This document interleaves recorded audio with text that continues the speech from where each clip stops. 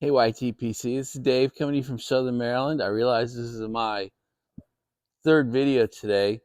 I just don't like mixing up those thank yous, so I'll just say it here. Thank you, Mark.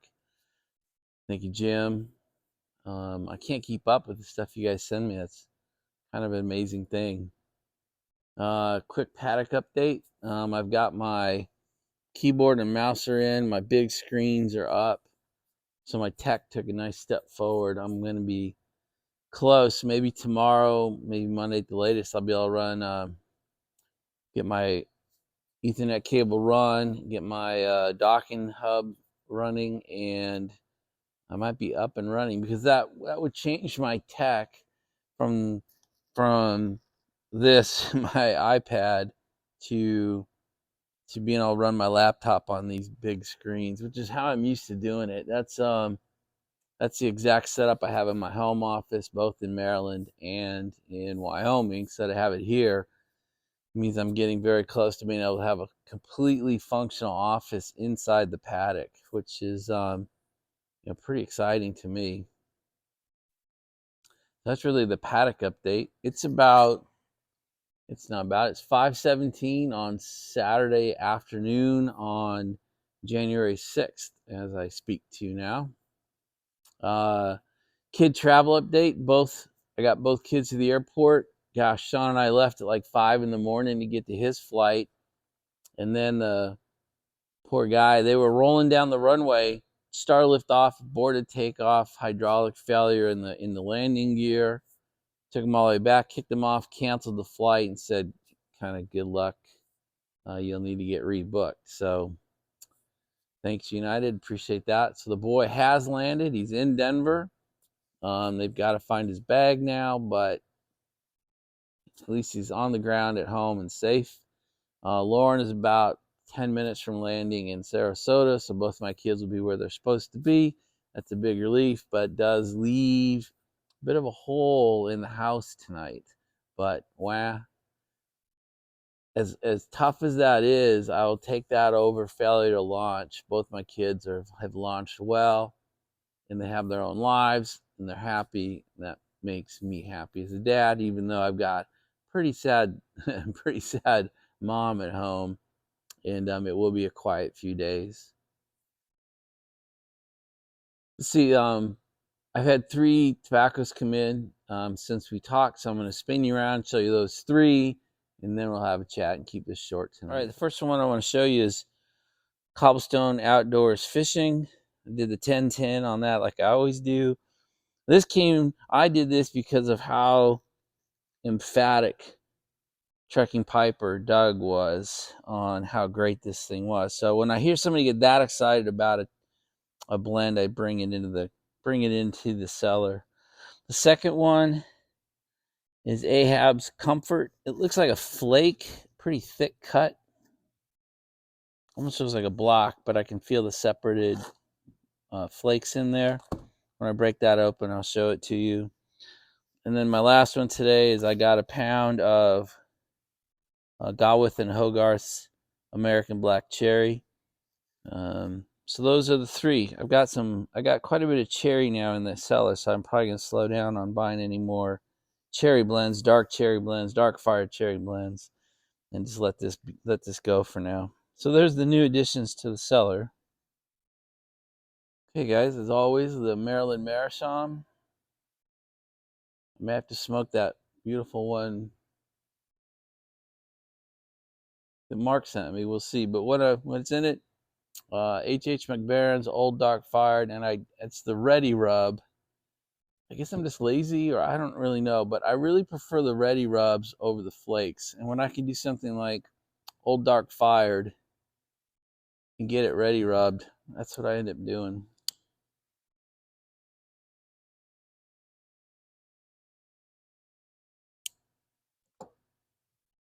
I like the natural aspect of this. I like the simplistic nature of the taste. I really sense, I don't know anything about it. I haven't read tobaccoreviews.com or anything, but I get a sense it's a very simplistic blend. There doesn't seem to be any topping. It's just a nice tobacco taste. So yesterday we talked about be aware of the energy that you have, or the energy you might project. And I'll tell you, the energy I have today is tired. We went. I had a great family dinner. My wife rallied like a mega trooper, and we went out and had a great German dinner. She participated. My daughter turned 21, so we had drinks with her.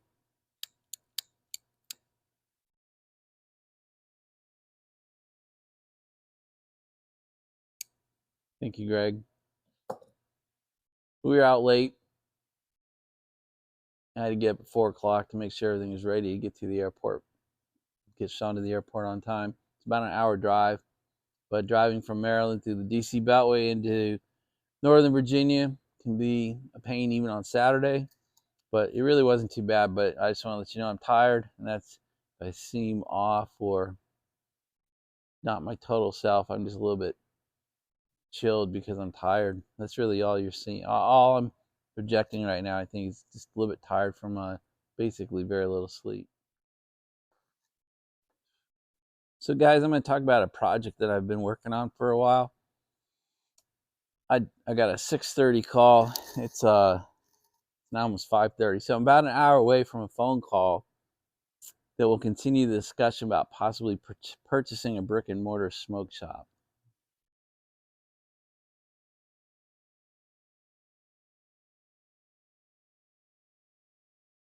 I've been working on this basically since July-ish. I don't know if I'm going to pull it off. I don't know if I'm going to pull the trigger, but it's exciting. It'd be nice to take this lifestyle into an income possibility. It's a very profitable shop. It's really the only one around. And I'm not going to talk about details where it is or anything yet or its name, but it's exciting. And since it's exciting and I'm involved in it, I wanted to drag you along a little bit. We'll see. I don't know how real this is yet, okay? But so far, so good. Real enough that I'm still continuing the project. So I just wanted to mention that to you guys. So I guess we'll talk a little bit, but that's my Paddock update. That's my kid update. Wife's doing great. Sean's doing great. You've seen the tobaccos I brought in the last 2 or 3 days. And that's really it. So I'm going to take a break. I'll be back in a minute.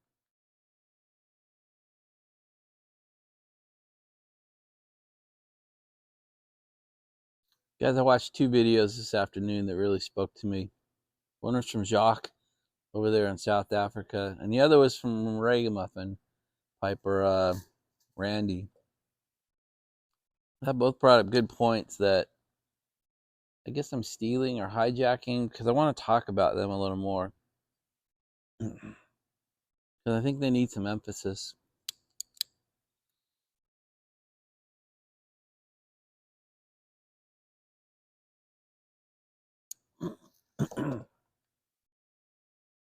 Start with Jacques.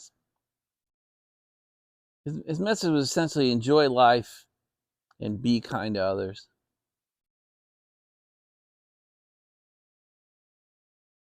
I was not very good at that for a long, long time. I would say in the last 5 years, I've really tried to focus on exactly that. And so, some questions for us. You certainly don't need to answer them in a video or in YouTube comments. Unless you'd like to, we can start a conversation and we can have further updates as well or other videos.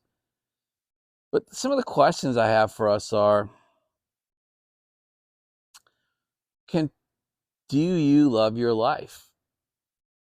And do other people, when they come in contact with you, come away going, man, that guy is loving life?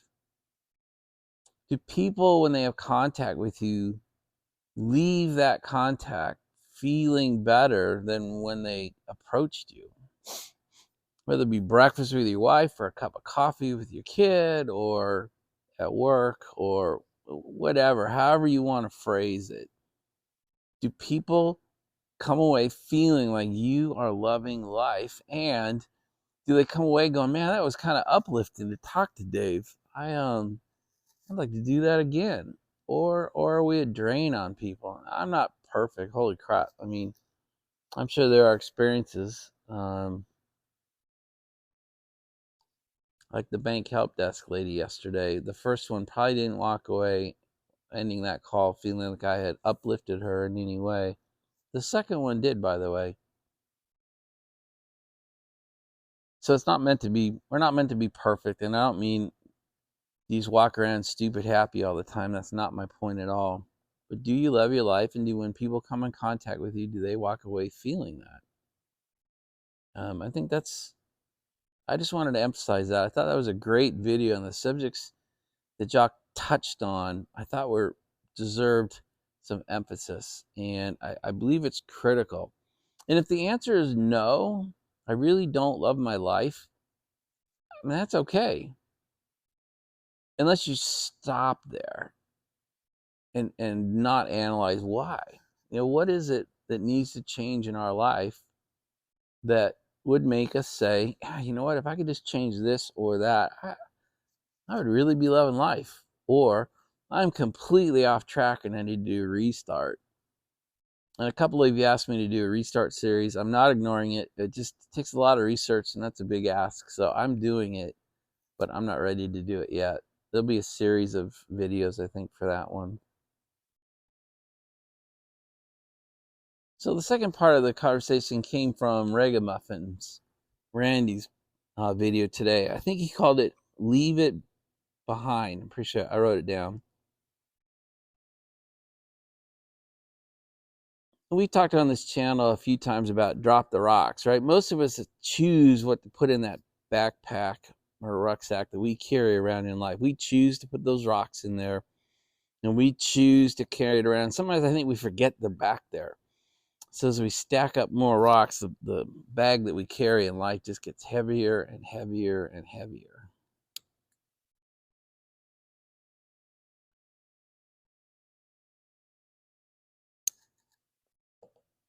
And one skill that we have to develop to get those rocks out of those backpacks so we don't carry around is to forgive people.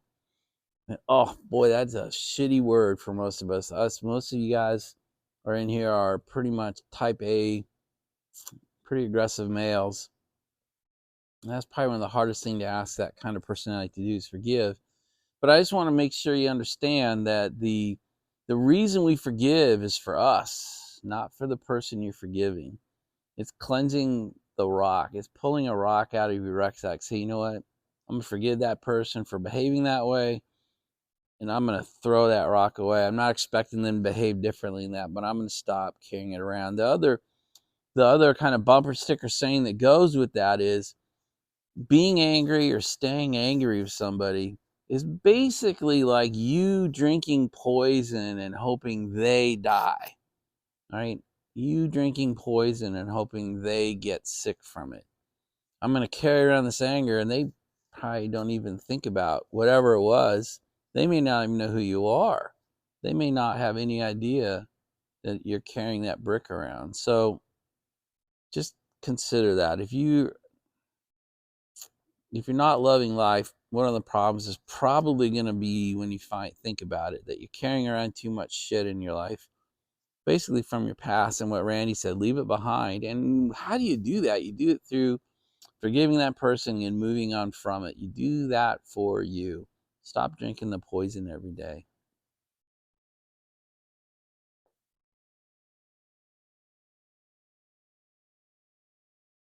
The last thing I want to do in this video is call somebody out, shout them out, praise them, whatever. It's this guy, I don't know him at all, but his tag is Pipe Monkey. And he says he's one of Mark's best friends, so that makes me assume he's in the UK. He does not share my views on gun ownership. And he has posted on my channel twice now, completely opposing what I show or what I do, and on my Freedom Friday videos. But he's done it in a way that causes me to respect this man. And it's a good example, I think, if people can talk about tough subjects and say difficult things and take opposing views And really, I mean, there's some emotion in what he types. I mean, he obviously has deeply held convictions, and I just want to shout this guy out as an example of saying something contrarian to the tidal wave that's on the channel. I'm not doing it in a way where I have to delete the comment and block him from the channel. I just want to call you out, Pipe Monkey. I don't know who you are, but you have my respect, buddy. All right, guys, that's it. It's getting late on a Saturday evening. Lauren has landed, so both my kids are in the cities they're supposed to be. It was a good day. So we're in the middle of a big storm out there. That big killer storm did in fact hit us. It's just really windy and really rainy. That's all we're gonna get out of it, I think. That's it. Hopefully, everything works out and we can talk again tomorrow. Bye, you guys.